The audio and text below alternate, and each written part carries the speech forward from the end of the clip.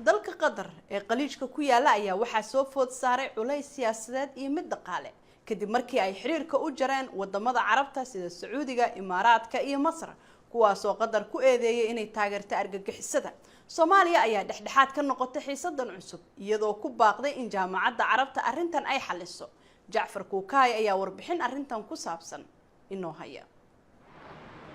sacuudiga, imaaraadka carabta, Masar, Baxrayn iyo dalal kaloo dib kaga soo biiray oo ay Jabuuti ka mid tahay ayaa xiriirka u jaray dowladda Qatar isla markaana hawadooda ka xirtay duulimaadyadii ganacsi ee Dooxa iyagoo ku eedeeyay inay argagixisada barbaariso.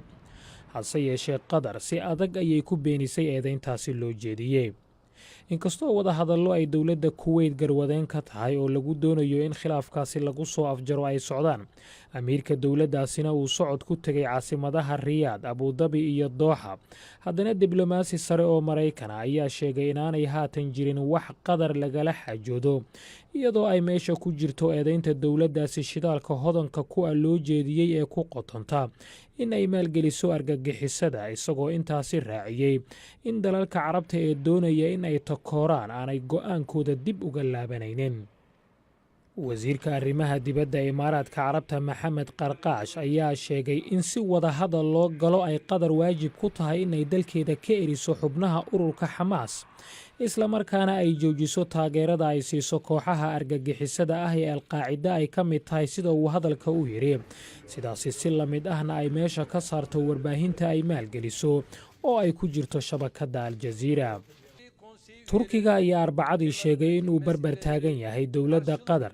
sarkaal sare oo xukuumadda Ankara ka mid ahna waxa uu xusay in dalkiisu uu ku howlan yahay qorshe la xiriira ciidamo uu geynayo saldhigga uu dalkaasi ku leeyahay Qatar, sidoo kalena uu raashin iyo saad kale u daabulayo waddankaasi yar ee hadda u muuqda mid ay takooreen qaar ka mid a awoodaha gobolka Bariga Dhexe.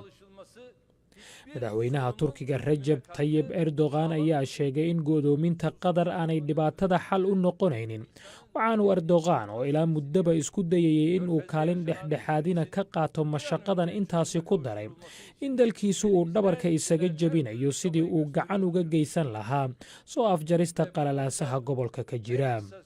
dowladda Imaaraadka Carabta oo iyadu la rumaysan yahay inay sal u ahayd khilaafkan ayaa cadaadis weyn saaraysa muwaadiniinteeda, waxaanay ku goodisay in qof walba oo laga dareemo inuu ka xanuunsanayo xayiraadda Dooxa xabsiga la dhigi doono muddo 15 sano, waxaanay soo saartay go'aan ay muwaadiniinta Qatar kaga mamnuucayso in ay dalkeeda soo galaan. madaxweynaha Maraykanka Donald Trump ayaa talaadadii soo saaray war uu ku garab istaagayo Sacuudiga iyo xulafadiisa isagoo ammaanay go'aanka ay Qatar ka qaateen. hase yeeshee Donald Trump oo u muuqday inuu ka laabtay hadalkii uu garab istaaga ugu muujiyey Sacuudiga ayaa khadka telefoonka kula xiriiray amiirka dowladda Qatar Xamed bin Khalifa Al Thani, wuxuuna u sheegay inuu jecel yahay in qalalaasahan diblomaasiyadeed lagu xalliyo wada hadal, isagoo soo bandhigay hindise ah inuu gogosha wada hadalkaasi fidinayo aqalka cad ee Maraykanka looga arrimiyo.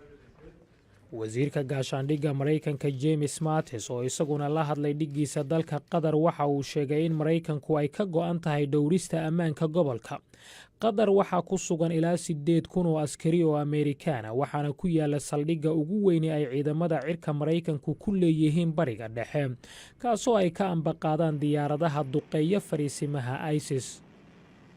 inta badan marinada bariga, badda iyo cirka ee Qatar ayaa la xiray iyadoo ay tallaabadaasi daba socoto qalalaasaha diblomaasiyadeed ee gobolka ka oogmay, waxaana sidoo kale hoos u dhacay sarrifka lacagta iyo saamiga suuqa Qatar, waxaanay dowladdaasi dhabaheeda dhinaca cirka ah u weecisay dalal ay Iiraan iyo Soomaaliya ku jiraan kadib markii Imaaraadka, Sacuudiga iyo Baxrayn ay hawadooda ka xirteen.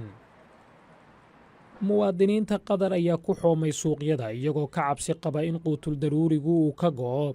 mas-uul qadari ahna waxa uu sheegay in xayiraadaasi kadiska ah ay ku qaaday in ay Turkiga iyo Iiraan kala xaajoodaan sidii ay u dabooli lahaayeen baahidooda dhinaca raashinka, isagoo xusay in kaydka ay hadda haystaan uu ku filan yahay oo keliya muddo 2 toddobaad.